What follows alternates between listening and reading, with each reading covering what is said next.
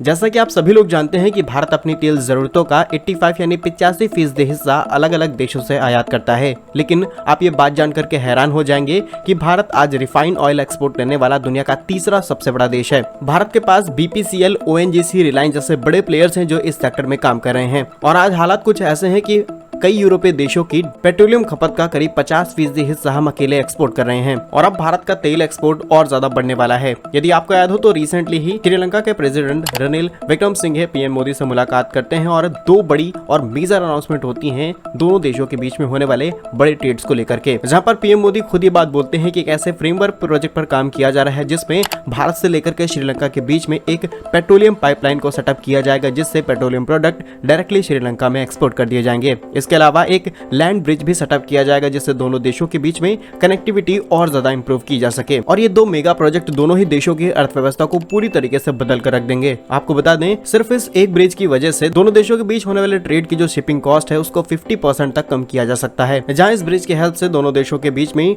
Travelling आसानी से बढ़ाई जा सकती है और इंडियन रुपीज इजिली एक्सेप्ट कर लिया जाता है। श्रीलंका के अंदर ऑलरेडी रनिल विक्रमसिंघे जी ने बताया था कि भारतीय रुपए को अंतर्राष्ट्रीय करेंसी के तौर पर इस्तेमाल किया जाना चाहिए और आज ऑलरेडी भारतीय रुपए को 30 से भी ज्यादा ऐसे देश हैं जो फुल्ली या फिर पार्शियली एक्सेप्ट करना शुरू कर चुके हैं। रिसेंटली ही फ्रांस के एफिल टावर में भारत के UPI को लॉन्च करने की बात कही गई है और ऐसे कई बड़े डेवलपमेंट इन फ्यूचर आपको देखने को मिलेंगे क्योंकि रुपये धीरे धीरे अपनी वैल्यू को स्ट्रॉन्ग कर रहा है। और सिंपल सी बात है कि दोनों देशों के बीच होने वाली ट्रांसपोर्टेशन कॉस्ट अगर 50% कम हो जाएगी तो ट्रेड भी कई गुना ज्यादा बढ़ जाएगा। अभी भारत और श्रीलंका के बीच में करीब $5.5 बिलियन का ट्रेड किया जाता है, लेकिन इस नए ब्रिज और पेट्रोलियम पाइपलाइन की वजह से $10 बिलियन तक का ट्रेड दोनों देशों के बीच में किया जाएगा। और सिंपली हम श्रीलंका को सबसे ज्यादा एक्सपोर्ट करते हैं और श्रीलंका का ट्रस्ट भारत के ऊपर अब चाइना से ज्यादा बढ़ चुका है, क्योंकि जब श्रीलंका अपने क्राइसिस के दौर से गुजर रहा था तो भारत ने श्रीलंका की सबसे ज्यादा मदद की थी बिना किसी स्वार्थ के। और बताया जा रहा है कि नई पेट्रोलियम पाइपलाइन और ब्रिज को लेकर के कुछ स्टडीज को शुरू किया जा चुका है, जल्द ही उनके ऊपर रिपोर्ट सामने आएंगी। और ये पहली बार नहीं है, ऑलरेडी हमने बांग्लादेश में करीब 512 किलोमीटर के